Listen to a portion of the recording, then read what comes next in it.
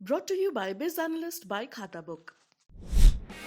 ना कंप्यूटर ना फाइल, अब टैली डेटा ऑन मोबाइल बिज एनालिस्ट के साथ। उत्तर प्रदेश का चुनाव 7 चरण और हमारे साथ मौजूद हैं इस वक्त उत्तर प्रदेश के पूर्व मुख्यमंत्री और समाजवादी पार्टी के अध्यक्ष अखिलेश यादव जी। बहुत स्वागत है अखिलेश जी आपका। बहुत धन्यवाद। 7 चरण का चुनाव, पहला सवाल, हाउस द जोश? 7 चरण में और 7वें चरण में पूर्वांचल की जनता भारतीय जनता पार्टी का पूरी तरीके से सफाया कर दी है। पहले, दूसरे, तीसरे, चौथे, 5वें, 6वें चरण में और आज 7वां समाजवादी पार्टी और गठबंधन की बहुमत की सरकार बनने जा रही है।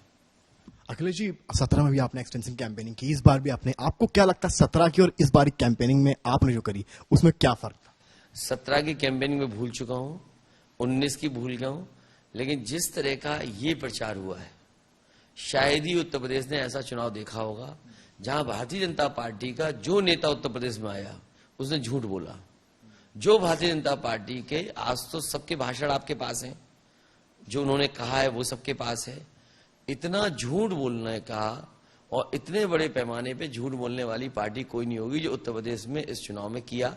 मैं बधाई देता हूं जनता को कि जनता ने अपने बुनियादी सवालों को आगे रखा और बुनियादी सवालों पे ही जनता ने मतदान किया। महंगाई, बेरोजगारी और जो किसानों के साथ व्यवहार हुआ था, जिस तरीके से 700 किसान शहीद हुए और नौकरी रोजगार नहीं है, 5 साल नौजवान इंतजार करता रहा, व्यापार खत्म हो गया, दैनिक काम करने वालों को बर्बाद कर दिया सरकार ने, और केवल सरकार ने गलत आंकड़े दिए हैं। इसलिए इस बार जनता ने अपने बुनियादी मुद्दों पे ही वोट डाला है।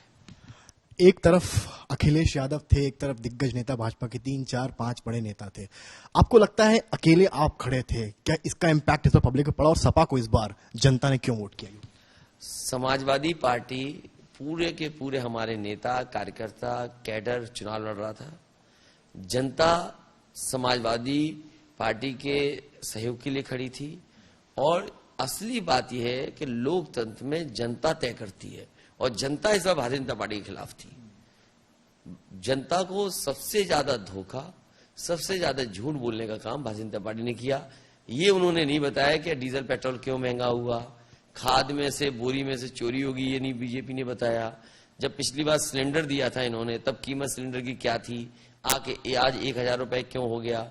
जो इन्वेस्टमेंट की बात की थी इन्होंने कि 4 लाख करोड़ आ जाएगा पैसा। डिफेंस एक्सपो की बात की, इन्होंने कहा यहाँ मिसाइल बनेंगी, इन्होंने कहा बम बनेगा, लेकिन लोगों ने देखा कि इन्होंने माचिस की तिल्ली तक यहाँ नहीं बनाई और झूठ बोलने के लिए इन्होंने कहा मिसाइल बनेंगी उत्तर प्रदेश में। तो ये तमाम सवाल जनता के बीच में थे। जनता ये भी देख रही थी कि बीजेपी के लोग कह रहे हैं 5 एक्सप्रेसवे बने, मुझे बताए कि कहां 5 एक्सप्रेसवे बने हुए हैं। इसलिए जनता ने अपने बुनियादी सवालों पे ही वोट दिया है। अखिलेश जी, आपकी रथ यात्रा में हम लोग भी रहे, गाने भी आपके बहुत पॉपुलर हुए इस बार। आपको क्या लगता है, जब बस चलती थी पीछे आपके कार्यकर्ता और पब्लिक भागती थी, कौन सा गाना आपको लगता है सबसे ज्यादा लोगों को कनेक्ट कर पाया? समाजवादी पार्टी के जितने गाने बने हैं, मैंने कोई गाना नहीं बनाया।